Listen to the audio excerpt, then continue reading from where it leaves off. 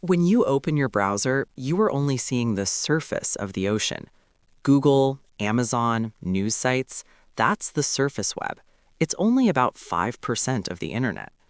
Beneath that is the massive deep web. Private databases, medical records, banking systems, things behind passwords.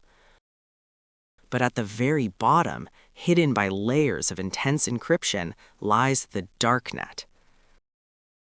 The media paints it as a digital hellscape of hackers in hoodies and illegal markets. But what is it really?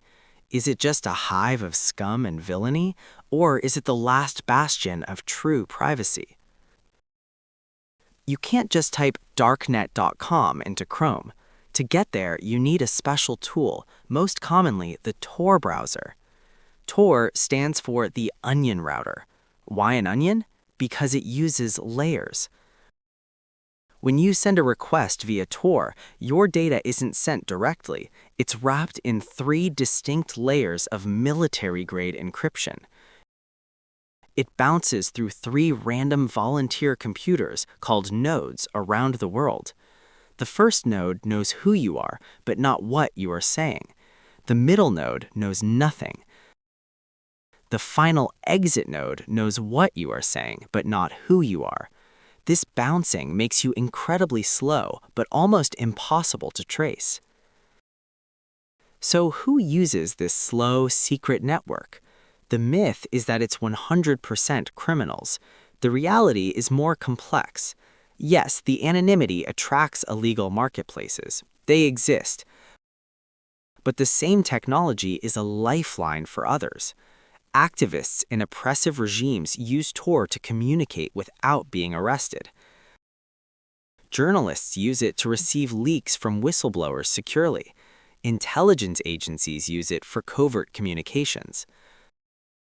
The Darknet is just a tool. Like a hammer, you can use it to build a house, or you can use it to break a window. The technology is neutral. The user is not. Many people confuse Tor with a VPN. They are totally different. A VPN, or virtual private network, is like a secure private tunnel between you and one server. It hides your IP address from websites and stops your internet provider from spying on you. But you have to trust the VPN company because they can see your traffic. Tor is a decentralized maze where no one has the full picture. And finally, there is end-to-end encryption used in apps like Signal. This means only the sender and receiver have the keys to read the message. Even the company running the app can't read it.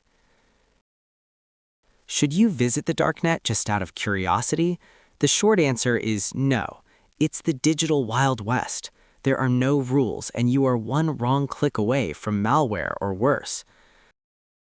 The real lesson here isn't about visiting the dark side.